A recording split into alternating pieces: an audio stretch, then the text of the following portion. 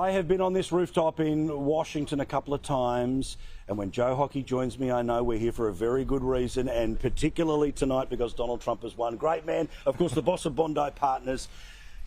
This election, again, and inevitably someone's going to send me an email and say, oh, 2 days ago you said the poll was 50-50. The reality is the Electoral College is what ends up electing people, but how you win a state is a margin of this much or a million, it doesn't matter. So let's talk about the decisiveness of the result. I think one of the best things for America, for divided, hurt, difficult America was, it was clear as day, and he's won by a mile.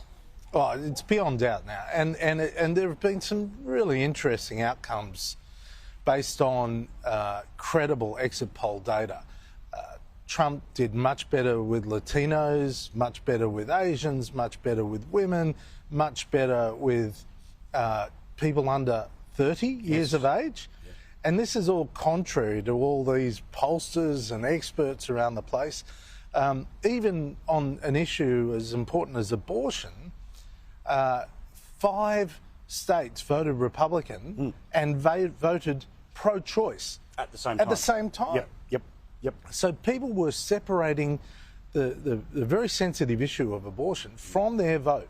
And it comes back to the fact that it is a fact. Donald Trump campaigned on policy issues like cost of living, immigration, getting out of wars, making sure that there were lower taxes, less regulation, greater freedom. And Kamala Harris campaigned on, I'm not Donald Trump. Yeah. And she failed. Well, and it seems like, again, there's a whole bunch of political science and scientists and people who go, this issue and that issue. But in the end, she reflected the bubble that was around her, all right? Totally. A bubble of, New York Times, MSNBC, and the parts of Twitter they still like, right?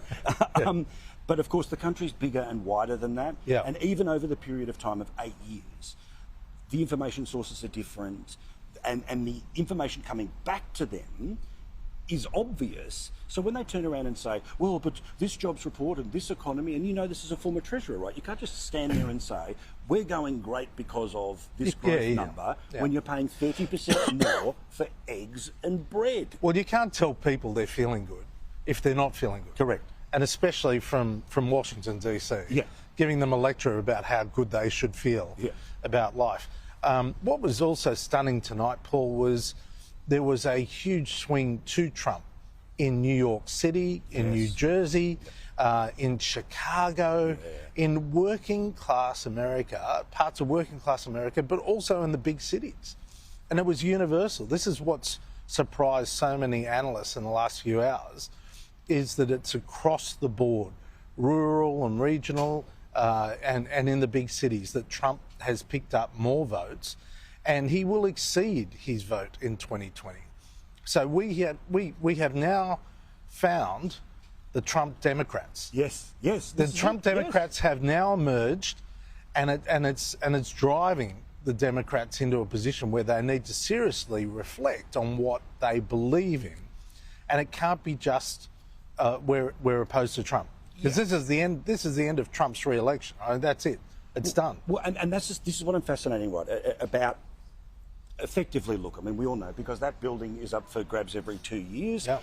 A presidency, basically, in the 4 years, is defined as the first 2. Yeah, and then, in the case of a president who will be, a contest for who replaces him, the back 2 is different, all right? But these first 2, to have the Senate, to have the House, to have... I don't know if she's got the House yet. Okay. I wouldn't go so far as to call the House, because it's so marginal and so... And I'm waiting to see if the Republicans lose those crucial Republican seats in California. Yes. So that's no. But I think you're absolutely right.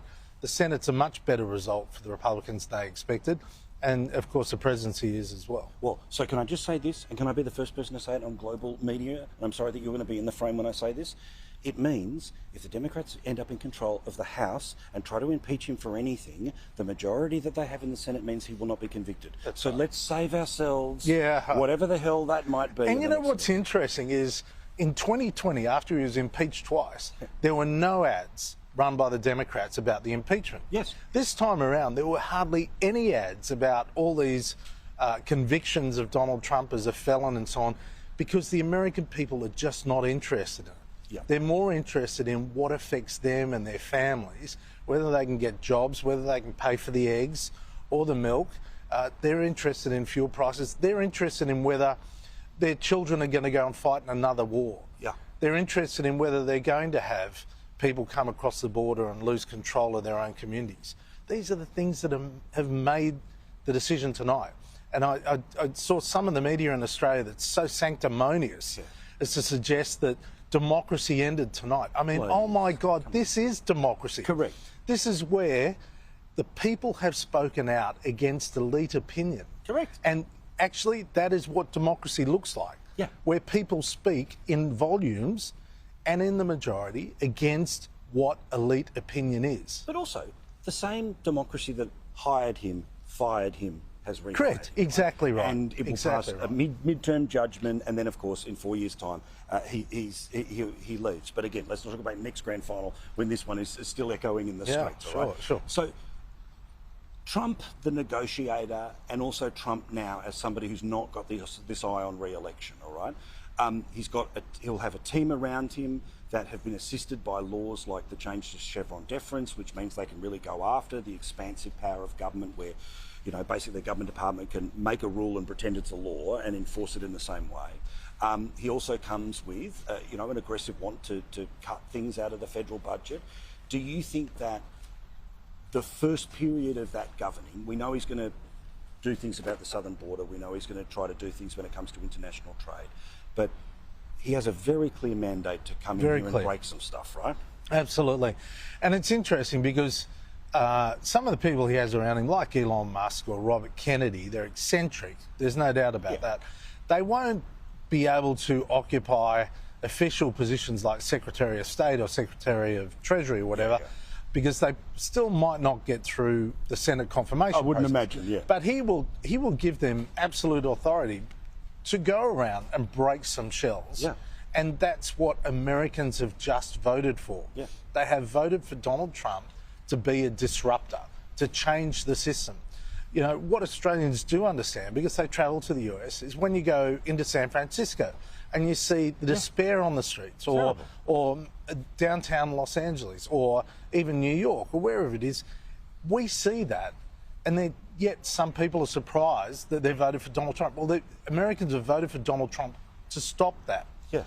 Or at least to take it on. Well, but this is the thing. I mean, literally we're in Dallas. Beautiful, wonderful, amazing city, and we're watching people in a food line, right? Like if it was a black and white photo from the 1930s, you would think that they just were wearing future clothing. Yeah, right? That's the level of desperation. Yeah. So just before we're done here, And Dallas does vote Democrat. Yes, correct. I mean, Hillary won the 30 largest cities in America.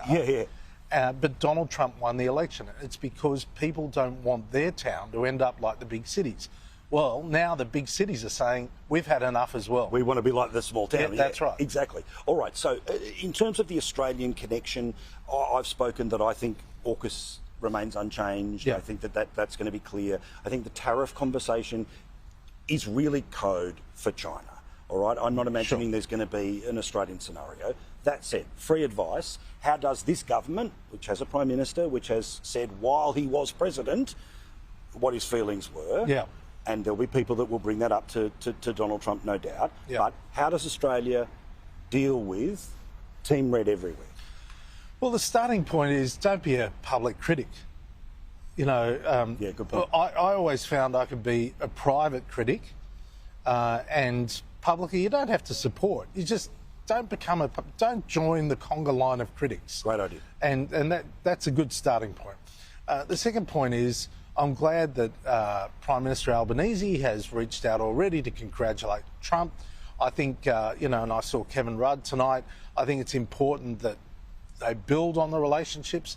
And look, Donald Trump will test us. Yes. There is no doubt about that, because he tests everyone. The question is how we react. Do we react in a measured fashion and work out a solution, or do we simply, respond like half the idiots in the world and just try and criticise him and make life hard for him? Correct. Don't comment, participate. Joe, thank you. Lovely to see you. Good on you. All the best. Bondi Partners is, of course, a very good way to stay in touch with what might be happening here in the United States.